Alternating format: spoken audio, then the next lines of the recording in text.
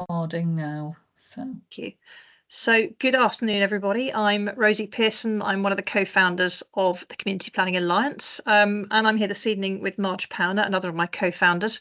We did have Caroline Dibden, who was going to do one of the sections, but unfortunately she's got a family emergency, so she's not here. So got the two of us.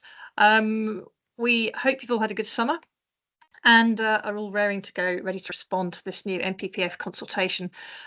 So what we're going to do, Marge and I are going to talk for about half an hour, and then we're really interested to hear what you all think and look at your questions and comments. So if you could put anything you want to say or add into the chat, that would be brilliant. And we're going to structure it as a short introduction on how to respond to the NPPF, a little bit on the survey, which we're running at the moment to hear your thoughts, which Marge will put into the chat in due course if you haven't seen it. And then because the NPPF consultation is frankly quite a horrible beast, we've broken it down into 3 sections. We're not going to try to address the whole 106 questions because we'd be here forever. So we're going to look at the housing targets, the numbers, the 5-year supply. We're going to look at green belts and sustainability, and finally viability before your comments and questions at the end. So I'd like you to remember as well that Marge and I and Caroline, who wrote the targets section, we're not planning consultants or lawyers. We're responding to this from a layman's point of view. It's just our thoughts, so don't take it as any kind of legal advice. And broadly, our thoughts on this consultation are that it's kind of a doubling down from Labour of processes that weren't working in the first place before, and we think it's kind of just going to exacerbate some of the previous problems that are already baked into the system. What we don't think it's going to do is to lead to an affordable, sustainable and infrastructured housing model. And that's why we, thinking that, did set up the survey, because we wanted to hear what you thought. So once we get into it, we'll be looking a bit at the nitty-gritty of the NPPF, and following today, we will be kind of taking into account what we've heard from you before sending out a sample email that if you want your groups to send to the consultation email directly, you can do. And we will also be asking you to copy in your MPs. So that will follow after this. So on we go. So firstly, how to respond. I've mentioned the survey, so fill it in and share it with all your campaigning colleagues. Then everyone must also respond to the government. To find the consultation, you Google NPPF consultation 2024. The deadline is 24th of September. There is an online consultation portal with the 106 questions that I mentioned. They are very technical. It does take a very long time, so don't leave it to the last minute, and do settle down with big cup of coffee or a large glass of wine, whatever helps you to write these things better. And if you prefer, you can email planning policy consultation at communities.gov.uk and just set out your thoughts. If you are doing the consultation portal, do answer yes or no, because the government will literally count up the numbers of yes or no's, which will help to sway what they do next. A snapshot of the survey results so far. We've had about 350 people fill it in. And in answer to the question, will the planning changes make housing more affordable? 84% no, housing won't be more affordable. 84% also say they do not believe that developers will deliver the new affordable targets because of the sort of viability clauses that we're probably all familiar with. 80% say they don't believe housing waiting lists will drop. 95% say Labour must do more to involve communities. 73% believe that food security is as important as housing, and that's the very strongly feel that. There were more that just felt strongly. 76% believe that grey belt is not a good idea, strongly felt that. 84% think Labour's not doing enough to protect nature, and 87% think all the proposals will result in an unacceptable loss of countryside. So some pretty strong and damning thoughts there coming in from the people that have responded so far. So probably the thing we've all heard most about is the housing targets. We knew in the manifesto Labour had a target to build 1.5 million homes over the 5-year Parliament. That's the same as the Conservatives, to be honest, 300,000 per annum. Actually, the proposals in their new targets are for 1.85 million homes. That's 371,500 per annum, so even higher than we thought from the manifesto. Plus, on top of that, new towns, and we don't know the details, but 10 to 25,000 dwellings each. Not that any are likely to get built in this parliament, but anyway, that is additional housing. And if we put that in context, it's against a current delivery of 229,000 dwellings per annum, which is a combination of new build and conversions. So a very, very long way from the nearly 400,000 that Labour thinks it's going to build. And question, why do Labour think that this will make housing affordable? And as you've all responded in the survey, you don't think it will either if it gets built in the first place. I'm not going to dwell on the details here, but the aim of the mandatory method, which is questions 1 and 2, if you're answering them, is to deliver a sufficient supply of homes. And it reverses some of what was in the previous paragraphs to make the delivery sort of more mandatory. So it removes any of the woolly wording that allowed you a bit of wiggle room. So it removes the as much as possible in paragraph 60, and it removes that the method is an advisory starting point. There might be exceptional circumstances, room for manoeuvre, alternatives justified, etc., etc. So it's a very, very strong tilt towards these are now mandatory housing targets from before. A comparison of the two methods. The orange on the left is current or old, and that involves starting with household projections, very old ones based on 2014 that we'd long been campaigning to be updated, with a multiplier, an adjustment factor, which is based on a workplace-based affordability ratio.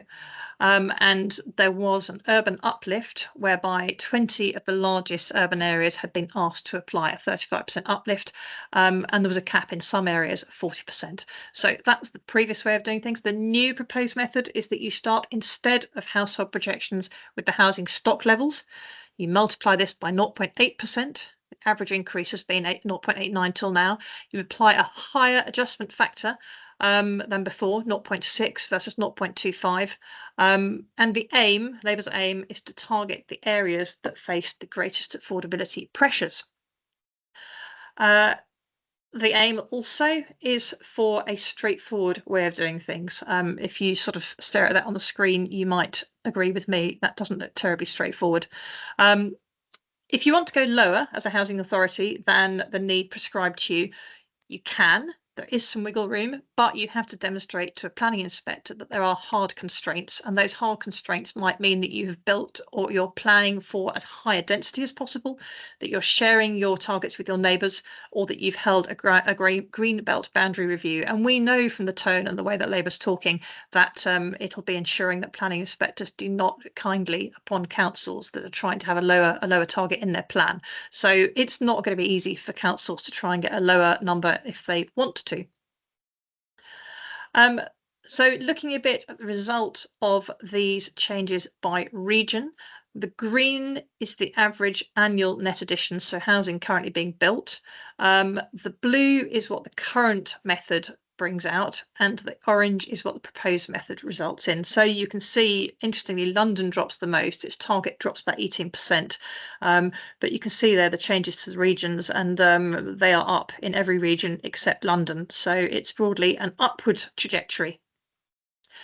Then we've got one little comparison here of the Hampshire area to show what these targets do. And I think most people would agree that ideally we should be densifying and intensifying urban areas rather than building out onto greenfields.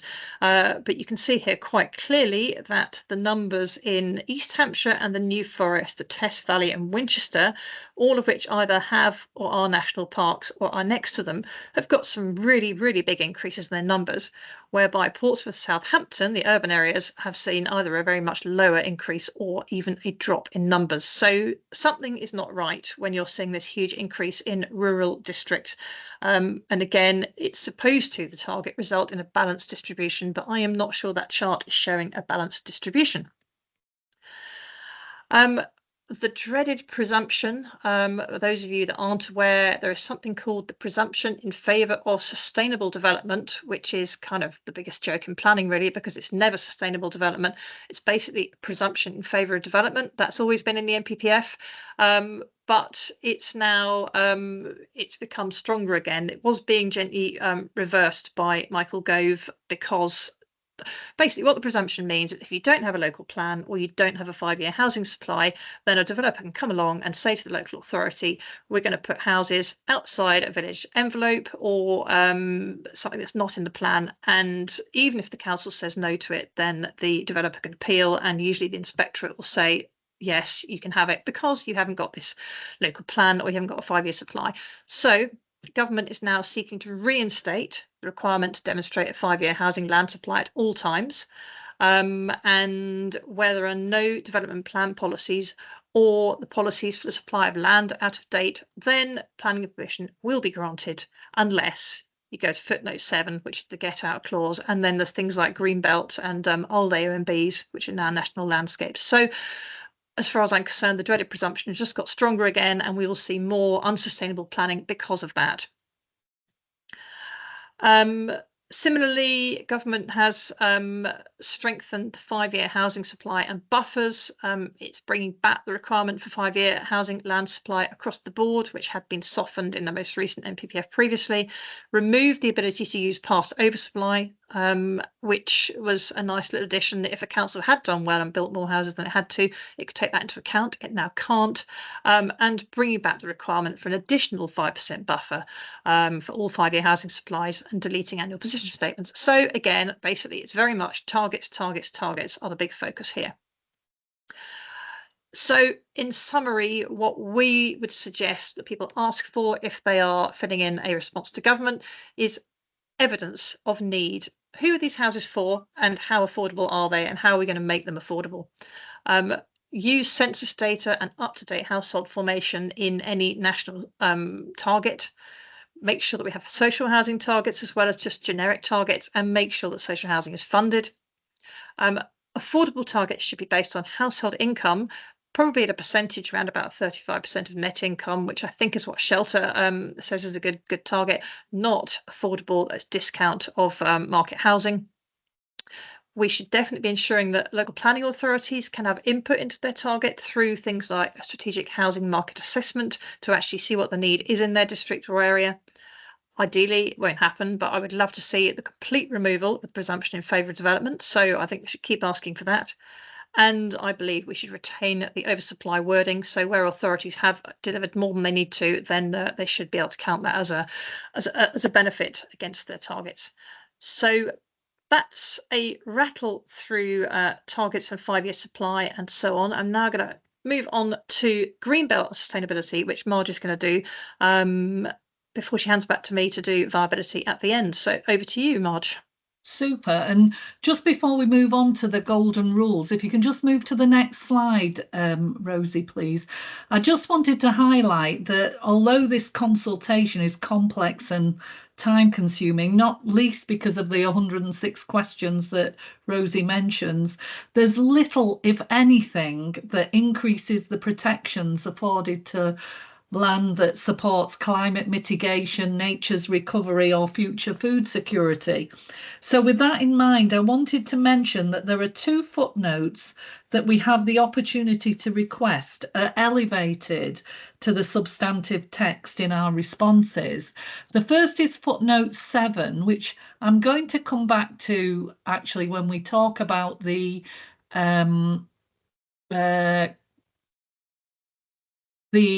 grey belt definition, because that's where we have the opportunity to request that footnote 7 is brought into the substantive text. The second is footnote 63, which is about the best and most versatile agricultural land. As you can see here, they're asking, or they're suggesting, that the second part of the sentence is removed. In the response, which is question 82, and by the way, there's no justification in terms of the way in which they're raising these questions. They're all over the place. But question 82 relates to footnote 63. We'd suggest that that deletion is restored, that the importance of best and most versatile agricultural land is given a high weighting in planning decisions, and that this footnote is moved to the substantive text. Okay, so Rosie, do you want to just move on to the Labour's Golden Rules slide? I'm sure you've all seen this in the NPPF and the guidance for the consultation. I've put the draft NPPF in the chat, by the way. So if we just move on to the next slide, Rosie, I'm going to be talking about some of the changes that are being proposed for each of those points in the Golden Rules.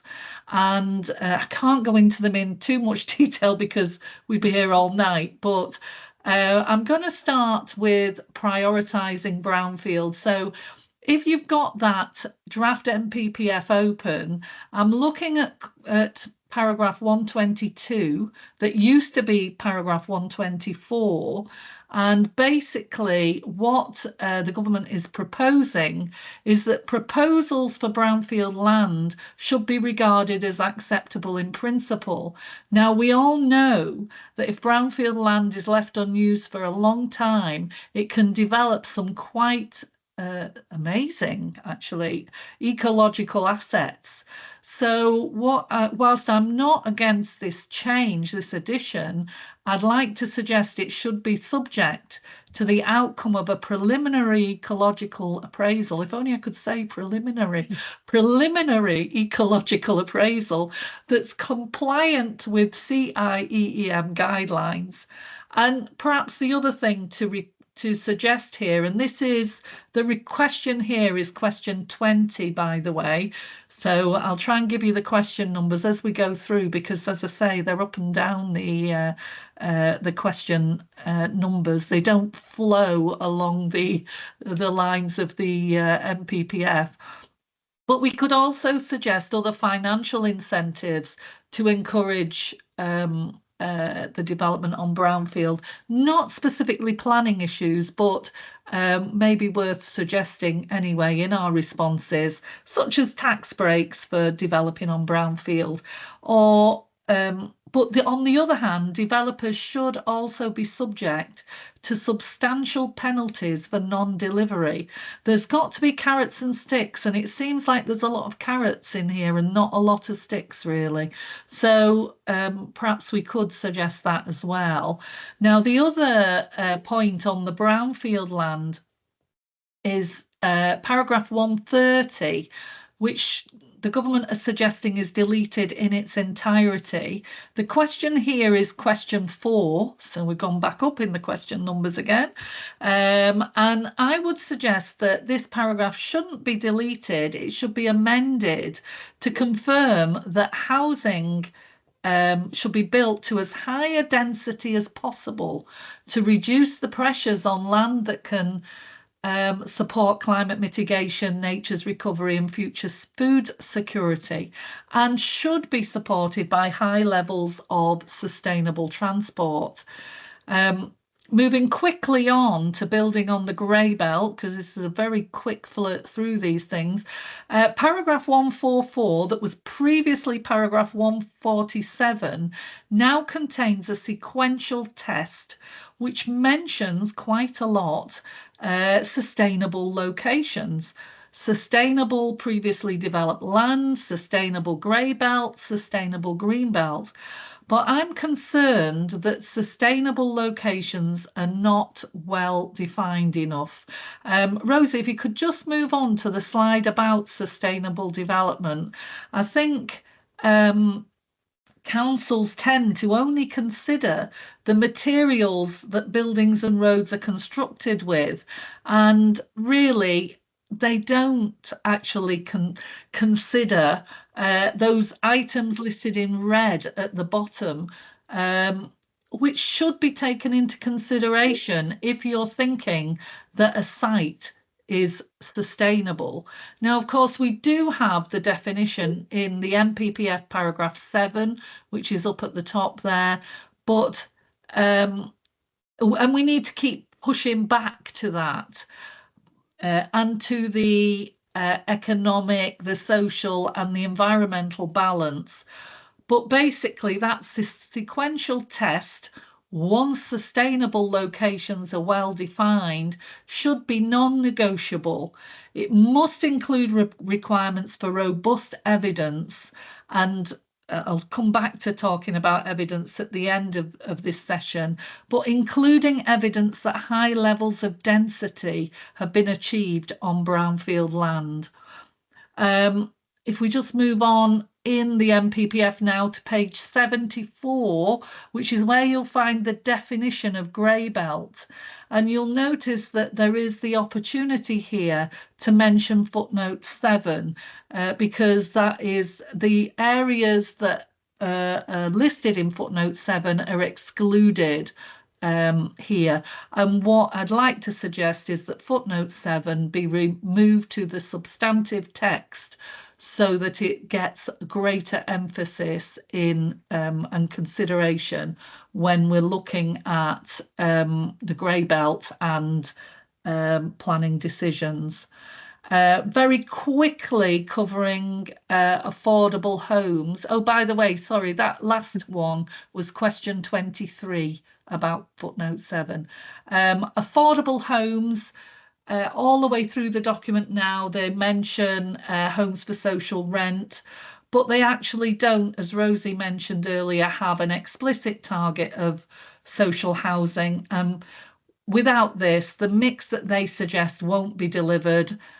We need social housing to be funded by the government, otherwise it won't happen without that investment. Question 34 is where you could put proposals such as that in your responses. Now, boosting public services and infrastructure, the next part of the Golden Rules, is covered under maintaining effective cooperation and promoting healthy and safe communities. But I'm going to focus on promoting sustainable transport. The paragraph 112 that was previously 114 suggests that we're now going to move to a vision-led approach to promoting sustainable transport. Now, if we are, and this is question 69, by the way, if we are, this must be a clear definition of the vision-led approach, which should, by the way, be subject to consultation when they issue it. And there must be explicit reference to sustainable freight transport where freight and logistics are provided. Again, the vision should be based on section 2, sustainable development, the economic, the social, the environmental, and we all know developers will take advantage of any ambiguity in this area, so it's really important that we suggest that. Question 69 also covers paragraph 113, which was previously 115, and in this paragraph they have said they've added the words "in all tested scenarios" to "development should only be prevented or refused," blah, blah, blah. Now, all tested scenarios appears to be a get out of jail free card to me. I think the alternative scenarios should be consulted upon within the planning regime. It should be clear on what basis each scenario is being proposed, and each scenario should be underpinned by robust evidence to ensure they represent a realistic option, if nothing else, because, you know, developers will tell us that in 10 years' time, 95% of the community will be on public transport or using active travel means, riding horses to work, who knows? But it won't necessarily be a realistic option to be tested against. We'd like to see, again in question 69, explicit reference to the evidence base, including the carbon implications of a development, in sufficient detail to enable communities to scrutinise the data effectively. And car or HGV dependent developments should no longer be approved. there should be clear binding obligations on developers and public bodies to provide the necessary sustainable transport and active travel options. And that's essential if we're going to drive extensive growth. It won't be sustainable without it. Just looking very quickly at a couple of the Greenbelt policy changes. Paragraph 142, previously 145, the question number is question 29. And this paragraph ends with evidence that such alterations would fundamentally undermine the function of the Greenbelt across the plan area as a whole. Now, the issue there is when we were looking at the Greater Manchester Spatial Plan, which covered 9 local authorities, we had 2 types of greenbelt. The regional greenbelt, the greenbelt that protected the region from the next region, and the local greenbelt. So you've got the strategic and the local, and we must make sure that there are no, because this across the area of the plan as a whole is mentioned in a couple of clauses, and so we must make sure that it's clear this includes local greenbelt where plans are spatial plans. Okay, and then finally on the Greenbelt policy changes, the main addition is paragraph 155, which suggests the things that have to be delivered if Greenbelt land is released for development, one of which is 50% affordable housing. And question 35 asks you, should the 50% target apply to all Greenbelt areas? I'd say yes, and also to all greenfield developments as well. And you'll notice that there is a subject to viability clause, which I would suggest should be removed. And I know Rosie's going to talk about the viability in a second. Just before we move on to that, Rosie, could you move on to the call for evidence slide? Super, thank you. As we have mentioned several times, there's insufficient protections for land that is environmentally or ecologically important. And these assets are sacrificed unnecessarily when the planning balance is looked at and the developers and the local authorities and even the planning inspectors say, look at the evidence of all those benefits from that housing and that warehousing. And on the other side of the coin, there is a total vacuum in terms of evidence for the impact on natural capital, on irreplaceable habitats, on the ecology or biodiversity, what the carbon emissions implications are, the air, noise, light, vibration, or water pollution implications, the impact on the rural economy and the food security. You know, if we lose all this land, how difficult is it going to be to feed ourselves in even 30 years' time? So there's a number of opportunities throughout the consultation to request additional evidence, and please do that. If you're responding to the consultation, let's try and request that appropriate levels of evidence that allow us to scrutinise what is going to happen to our areas. We need to be able to see that evidence. Thank you, Rosie. That's it from me. Thank you, Marge. And I agree 100%. It's like everything should be based on evidence, and that makes it much easier to fight something. So this final section, I'm going to talk about the importance of viability, which is kind of sometimes overlooked. I think it's really, really important because if things can't be funded, then they can't be delivered. And I think that basically you've got targets on steroids, but the promises are on placebos. So what do I mean by that? if the promises that we see in the NPPF are not viable, they won't be delivered. So remember that for house builders, their model is not to build as many houses as the government wants, it's to maintain their margins as high as possible. And there's a great report showing that house builders want margins over volume. They will, it's a known thing, restrict their output to keep prices high, and their profits are protected by planning guidance at around about 15 to 20%. So for builders, it is all about the profit. And when you see that, then you understand why so many promises that you see early on in a planning application or a local plan then don't end up being delivered. Barratt has already pulled 3 planning applications this month, last month actually, because it can see that the oncoming 50% for a grey belt site or green belt site will make the scheme unviable.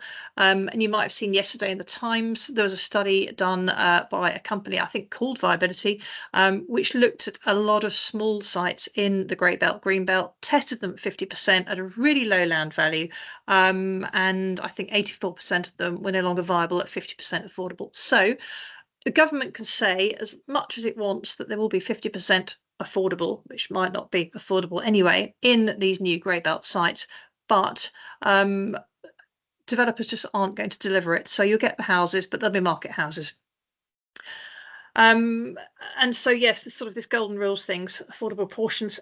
Also, as Marge mentioned, it's nice to see reference to the need for social rent now, and councils will have flexibility to set their proportions, but who's going to pay for it? And this whole subject to viability clause has got to come out of the NPPF, because it's clear that developers have sort of snuck that in, because it stops them having to pay for the stuff they don't want to. Again, in the golden rules, it says that there must be necessary improvements to local or national infrastructure, but how do we define necessary and who's going to pay for it? When we get to new towns, which we'll probably find out more about later in the year, there's talk that there'll be a requirement for 40% affordable housing, but there's not a chance that will happen. New towns already have enormous infrastructure requirements, so to balance affordable and infrastructure is already a big ask. And my view is that standalone new towns are unviable without government investment anyway, and that's based on evidence that we've got of previous campaigns I've been involved with. Ironically, if you look at the moment in the current guidance, it is the responsibility of plan makers to create realistic and deliverable policies. Now, what you could say to government is it's your responsibility to create realistic and deliverable policies through the NPPF, and I don't think the golden rules are realistic or deliverable. And if that was tested by an inspector, I think it'd be unsound. There's a big section in the consultation about trying to set an existing use value that is fixed in the green belt, and they don't know what to do about this or what it should be, so they're asking questions.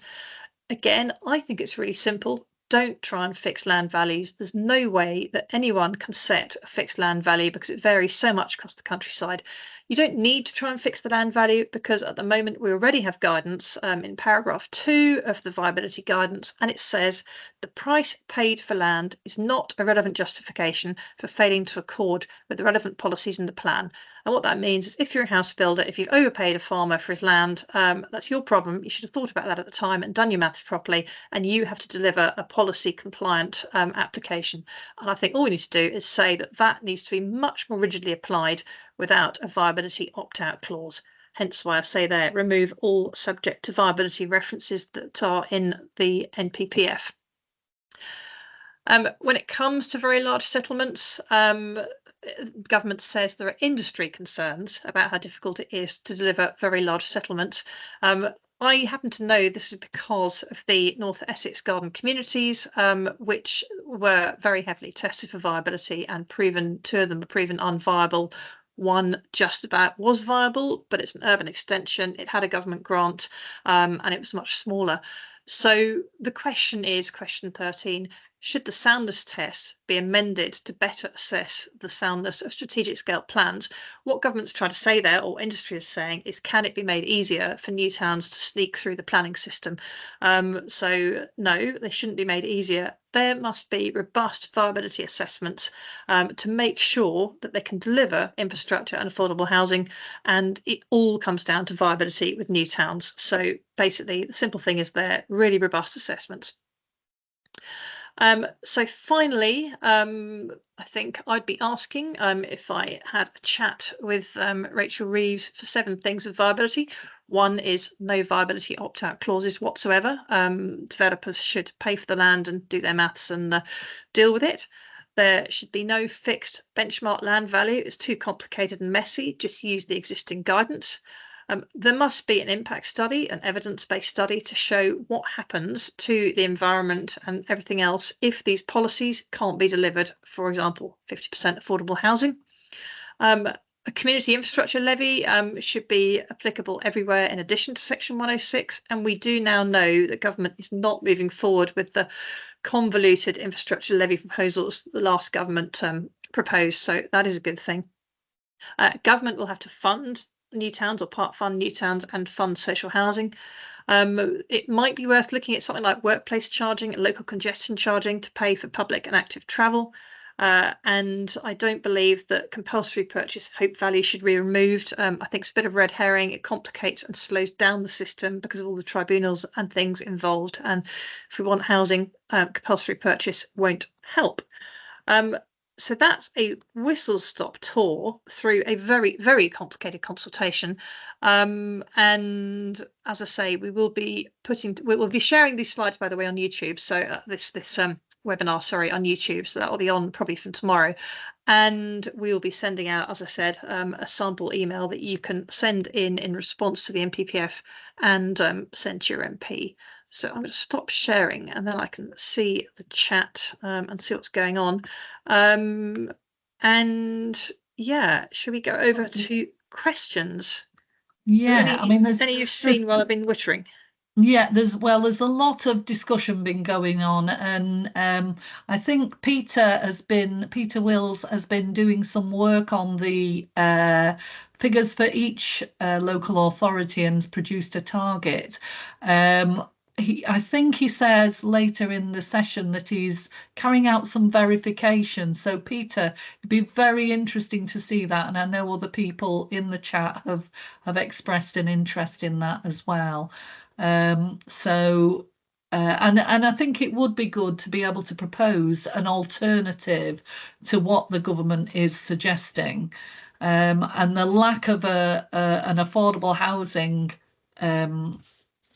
target is really, it's astounding given some of the commentary that the government made early in their campaign before the election. So I think there's also been some suggestions for increased protections, and also a very good suggestion from, I think it was Christine, about sustainable development also needs to take account of water, sewage, utilities, even Wi-Fi cable, and you're absolutely right, Christine. I will add that to that slide. So thank you for that. Okay. And I think Peter again has suggested that the idea that fewer people will travel by car is not going to happen because we're set up now to use cars. And I agree, but if we don't persuade the government to invest in sustainable transport, nothing is going to change. So yeah, I mean, you can, exactly. I agree. People are used to using their cars. I don't think anyone would suggest getting people forced out of their cars. But if you look at what's happened in Paris in the last sort of 5 years or so, they've had a phenomenal shift towards cycling. And again, if we're looking at new developments, there's absolutely no reason why new development shouldn't be planned from the outset to ensure that public transport is available. And instead of building a link road, then that money should go to public transport and cycleways and cycle parking, all that sort of thing. So we have to shift. It is possible. Other countries have done it. So I think it's kind of we have to make it work. Yeah, agree. And I think there was a very useful comment that not every district has greenbelt, and that's very true. So we need to just raise that in our responses because this focus on delivering development on greenbelt land can only apply to the districts that do have greenbelt. So it's it's a good point. I think it was John that made that point. Yeah, So, and also, yeah. I mean, the issue with Greenbelt, there's an awful lot of focus on it, which is fine, but all the areas just outside the Greenbelt take an awful lot of the brunt at the moment of development because it leapfrogs over it, and that in itself is not sustainable because people have longer commutes into their urban area. So, one of my bugbears is that normal countryside, without any designation whatsoever, gets no protection and it gets overlooked and it's seen as a bit of a dumping ground when it can be just as beautiful, or more beautiful sometimes than national landscapes and so on. So, so yeah. Sorry, Marge. And I know, and I was just going to say, I think it was Ben, I'm just trying to find it now, suggested that we suggest a reduced profit margin for developers at around 5%. And that's an interesting point as well, because I was talking to some SME developers locally in Manchester, and they were telling me that they were blown away when they found out that developers, large developers, have a guaranteed profit of between 17-20%. And they're saying, there's no way, I couldn't even dream of making that level of profit. So I think there is a disconnect between the six biggest developers and everybody else in the market. And if the government does want to encourage more small and medium-sized developers, then we need to look at how we balance that market as well. So, yeah, I agree. Okay. And the developers would say, the large ones, that the risk is so great of bringing forward a planning application, and the costs are so great that they need the protection of a high margin. That's their justification. But I don't see any reason why that needs to be written in the planning guidance. I think let them decide what they want to do, basically. Yeah, so agree. They don't need the protection. Yeah, no, I agree. And I think that some of the time, some of the difficulties that they're facing with getting planning applications through is because they want to build in the wrong place. They want to build housing that doesn't meet local people's needs, and they don't want to deliver the things that local people want. So and they don't do any consultation. So part of the problem is of their own making. Yeah.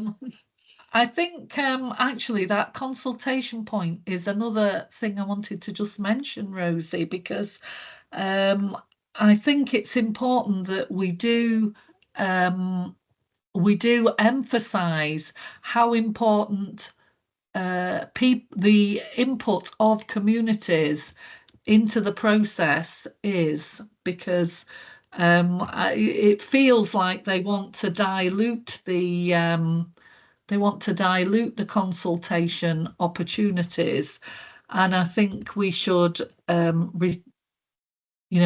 reject that, basically. Yeah.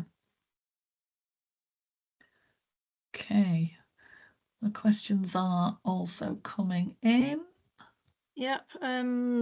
There's an interesting one here. Suggests that targets should be, it's just dropped off my screen, but targets should be set by an LPA. I won't be able to find it now, but I think that's a very good idea. Is the local planning authority knows what the need is. So it should they should have much more discretion to do that. Marge, if I disappear, my dog needs to go out. Sorry, I know it's not very professional, but let her out and then I'll come back. Okay, no worries. Sorry. That's quite all right. I'm gonna bark otherwise. Yeah.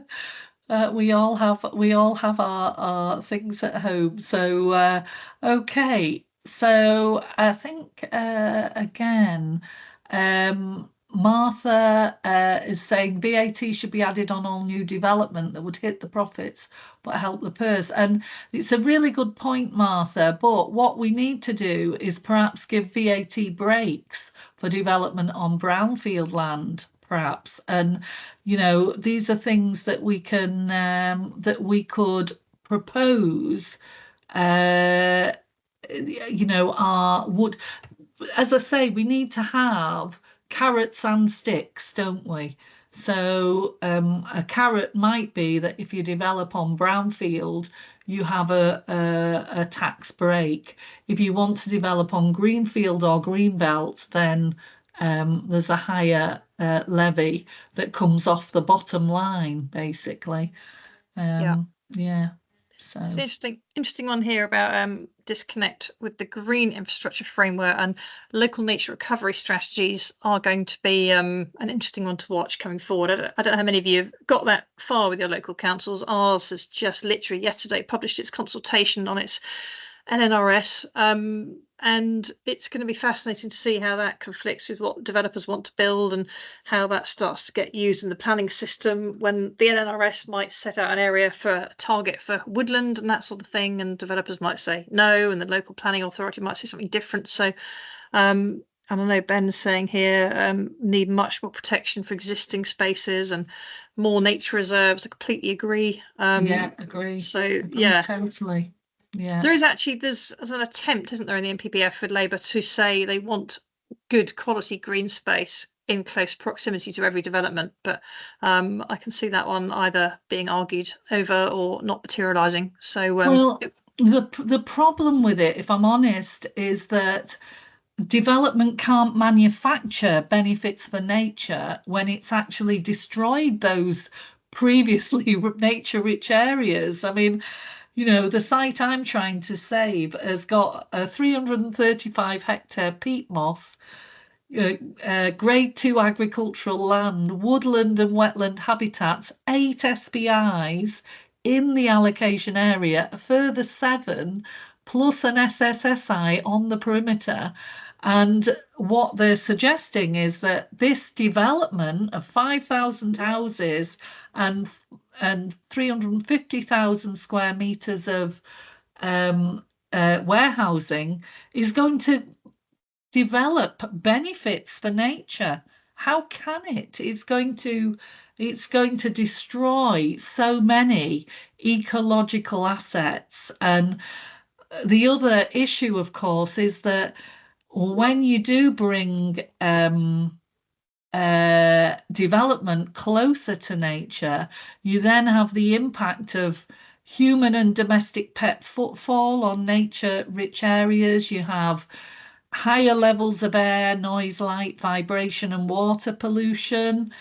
You have other problems caused by the proximity of development to those genuine green spaces, basically. no, I agree. And then this whole sort of definition of high quality, it's kind of, as you say, people have got high quality space to go out and enjoy now, and then suddenly they'll get a park, and that'll be called high quality green space. And then we won't go into biodiversity net gain today because that's a whole can of worms. Whole session of its own. Yes. Yeah, exactly. So yeah, we will leave that one. I'm just looking at Fenella's comment, and I agree with you, Fenella, about the household projections and the circularity of them. So I agree with the risk there, and yes, births and deaths and realistic migration. So I think that's the main thing, isn't it? It's like the standard method has always been too simplistic, and you can't apply something that simplistic to the whole of the country. So yeah, I completely agree with Fenella on that one. I mean, for example, where I live, it was, I think, 15% of the need last time round was for locals, and 75% was migration from out of the district in whatever form. So that's fine. Need needs to be met somewhere, but you need to sort of work that out carefully and make sure it's not double counted. Okay. Yeah. I mean, I think the other point that we need to consider with the housing stock approach is that it's 0.8 of the housing stock as it is today. In 5 years' time, if that if the same standard method is in place, then it's 0.8 of a higher housing stock, and in 5 years after that, it's 0.8 of a higher housing stock. So it's going to actually accumulate more and more housing where Yeah, housing is, rather than building the housing that's needed where it's needed. yeah, yeah, So, exactly. It's a kind of self-perpetuating problem, isn't it? That just yeah, magnifies as time goes by. yeah, No, I completely agree. yeah, Ben Reed, again, I'm agreeing with you. 15-minute neighbourhood should include 30 by 30, 30% nature protected from humans. Exactly as Marge was saying, you got the human interference factor, haven't you? yeah, And Peter Wills, I agree with you that we have to discourage drivers and we have to give people options. They don't have to be in their car. And I'm quite pro workplace charging, like Nottingham did, because I think, not having been there, but that seemed to be a very successful way of delivering really great public transport. Congestion charging again probably wouldn't be popular, but it would end up with quieter roads and therefore faster public transport. So I think all these things need to be looked at personally. yeah.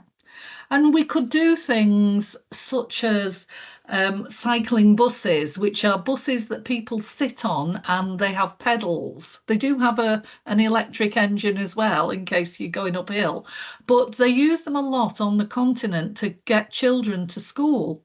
And if you could get kids onto cycling buses in collectively, 12, 15 kids at a time, it it will be enjoyable and it will encourage them to get onto a bike when they're old enough to cycle on their own. The idea that you can get a kid to go to school in the parents' car, which most of them have to do because of the distance between the houses and the schools now, because we don't have choice of school places, certainly not where we are. Um, then it's impractical for you to suggest that a kid will suddenly go from being dropped off by mum and dad to getting on a bike the following term, you know. Yeah, especially with Uh, no safe cycle paths. I mean, I'm just back from yeah, Holland about 2 weekends ago, and it was just reminds you again how phenomenal it is out there. You've got just endless, incredible bike paths and endless yeah, brilliant buses, and it's just like wow, you would cycle, and everyone yeah. was cycling. And I'm just conscious of time. I've just seen one which is not on housing from Phil. Sorry, Phil, we've neglected, as you say, green energy generation and storage, especially on best and most versatile land. And yeah, absolutely right. I did in my personal response, which will form sort of part of what we talk about for our CPA response. Yeah, I was very clear. Nothing like that should go on best and most versatile land. Solar should be on rooftops and car parks. And again, actually in Holland, it was brilliant. There was an enormous bike path, bike park, and car park next to it, all covered by solar panels. So yeah, Yeah, brownfield for solar, yeah, and ideally brownfield for energy generation as well. So yeah, yeah, we will be backing you up on that as well. agree. Now, a couple of people have asked Rosie what we're going to send out, so maybe you could just reiterate what's coming Yes. out uh, from CPA. Okay. So we will send round the link for this webinar. Not that you necessarily want to watch it again, but we will do that. We will formulate, now it's been really useful seeing all your comments. We'll formulate a sort of briefish email that can go to the email address I showed you earlier for people that don't want to fill in the entire form or that you want to send to your own campaigners. People who realistically just won't fill in the 106 question online form. And we'll be asking you to send that to your MP as well. And then once we've formulated our full response, we'll try and make sure that's sent around in good time before the 24th so that if you guys want to refer to it, you can as well. So we'll aim to have that out, let's say, by the 20th of September. So that you can refer to it. If people want to see the one I've sent in, my personal one, I'm always happy to ping that across to them because it contains quite a lot of this. So in summary, you'll get the link to the video, you'll get a email which summarizes the key issues, and you will, before the deadline, get our full response so you can refer to that. Oh, and in that response, we'll have a results as well, because we'll send those to government too. Super. And I think people can say in their responses, we support the CPA response. You've got the flavour of what we're going to be saying.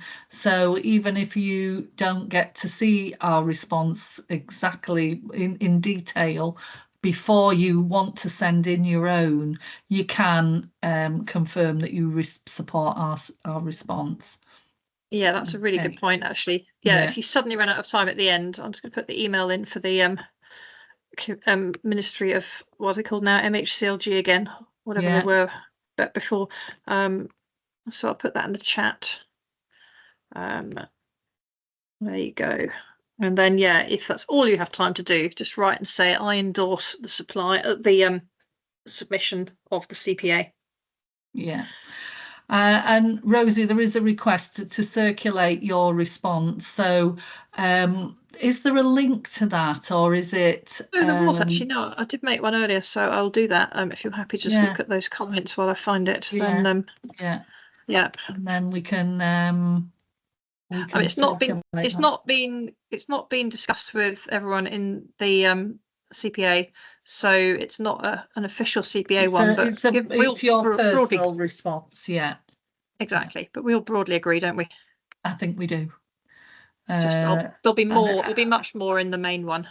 Yeah, well, I think we've got some really good points that have come out of today's session, so it's been really helpful. Okay, and I think, and Joanna's made a comment that they're drowning in overdevelopment and loss of food security, and I think that's the other issue, is that people are trying to juggle so many things. And whereas the developers obviously will get paid to respond to the questionnaire, we recognise that probably everybody on this call will be doing it in their own time. Many will have a job as well. So, it's great that you're taking the time to actually to respond to it, I think. Yeah. Yeah, no, I agree. Exactly. They haven't made it easy, and we will try and do that. So, yeah. Okay, excellent. Okay. Should we call that a day? I think we call it a day at that, but I hope everybody has found it useful, and yeah. Thank you all for listening to what can be a very dry presentation topic, but and thank you for all the comments. That's been really helpful. It has, yeah. See you all soon. Thank you. See you soon. Okay. Bye-bye. Bye. Bye for now. Bye. Bye.